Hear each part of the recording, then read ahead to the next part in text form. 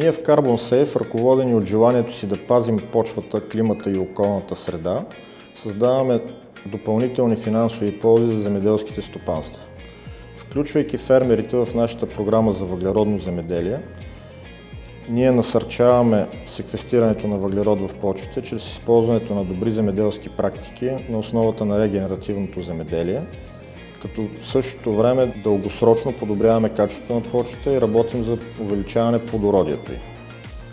CarbonSafe помага на земеделците да оптимизират процесите и финансовите резултати на стопанствата си. Смятаме, че изборът на правилната програма за въглеродно земеделие ще помогне на стопанствата дългосрочно да подобрят производствените си резултати, като същевременно с това оптимизират разходите и работят за смекчаване на климатичните промени.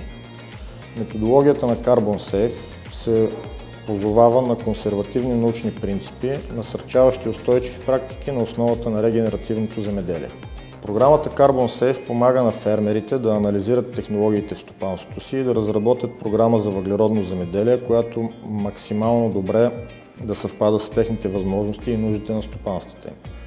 Процесът започва с взимане на базови почвени проби от всяко едно поле на стопанството, подробният им анализ в агрохимична лаборатория и разработването на индивидуална стратегия и програма за въглеродно земеделие. Програмата предвижда ежегодно взимане на контролни почвени проби с цел мониторинг на промяната в натрупаното количество въглерод в почвата.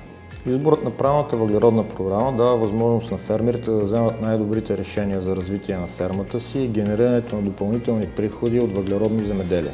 Програмата CarbonSafe предвижда издаването на въглеродни сертификати и съдействие за търгуването им на свободния пазар за въглеродни емисии.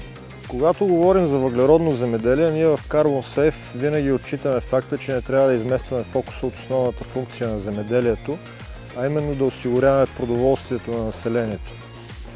В този смисъл ние сме непрестанно до фермерите и им помагаме да преработят и да модифицират производствените си програми и технологии, така че едновременно да могат да запазят високата производителност от полетата си и в същото време да стимулират по-бързото секвестиране на въглерод в почвите.